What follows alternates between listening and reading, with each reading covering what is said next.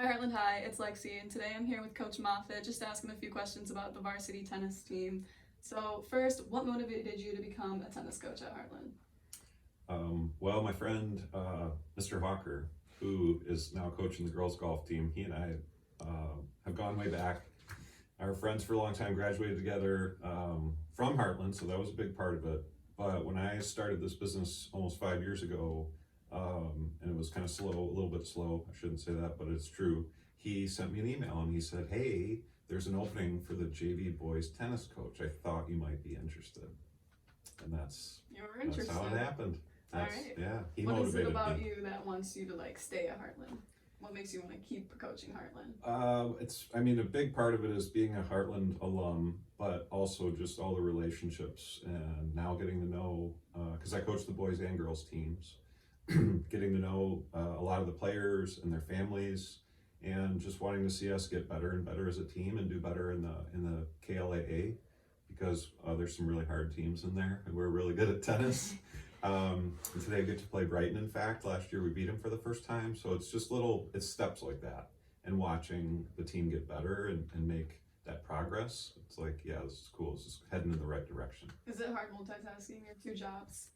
No, I've kind of figured out how to do it. Yeah. I know that, my business, I have about a half day here, and then I get to go out to the tennis courts. And that's motivating too. It's been, especially this season, the weather's been phenomenal. It's been beautiful out. I get an okay tan. It's like a farmer tan. But it's just good to be out there and to stay active. And the boys and girls both keep me young. Keep me young at heart. What challenges you as a coach? Your biggest challenge? Oh my gosh. I think, well, and you asked like the motivation part and how do I get the boys more than the girls, which you guys probably know full well, but how do I get them to like give their best? And a lot of them do, but there's always a few who just are, a little bit, they're just kind of happy to be there, sort of thing. So it's like, how do I get the best out of each and every player? And like, I think will be an endless like pursuit for me, because I'm just passionate about it, and the work ethic piece too. But the motivation, work ethic, and just bringing their best every day, because it's a long season. It's 2 months long, and 2-hour practices get a little old, especially this time of year. So just keeping it fresh. Like we went and played kickball on Monday because JV had a match. So we ended practice early, and then somebody got a kickball from the office, and we went out and played, and that was fun. They had a fun time. It was kind of a different, it was a change of pace. Mm-hmm. So that's the other part of it too, is just keeping it fresh so that they want to come Mm-hmm. and they want to be there. What have your goals been for this season? It's kind of like it is every season, just getting better every day, bringing your best when you're out here, being classy, and just having a community of parents and people who respect the sport, respect the opponents, because sometimes that gets a little tricky, right? And a little challenging when you're playing people that like in tennis, we don't have any umpires or line judges. Like the boys and girls call it on their own, and so sometimes you run into some players that maybe don't see so well, or they think they're cheating, and that's sometimes challenging. So just to rise above that and to be better than that, and just always be. We have a thing I borrowed from Coach Oak.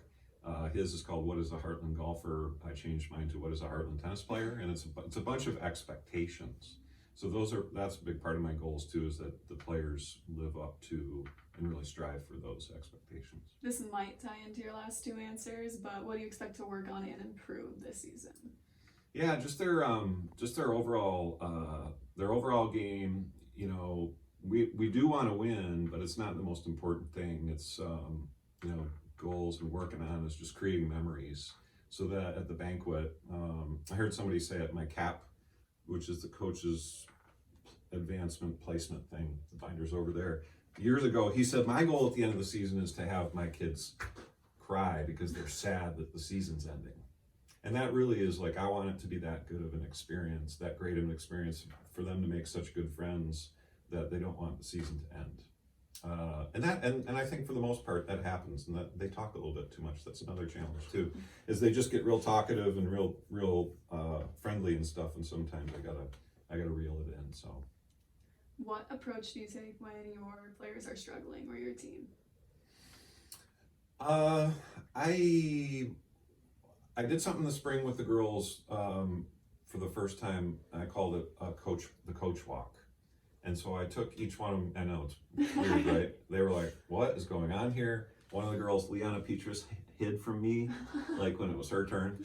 But I just took them on a short little walk. It was like a 5-minute walk, just one-on-one, and I just checked in because I do at the beginning of the season. I do ask them their goals, personal goal and team goal.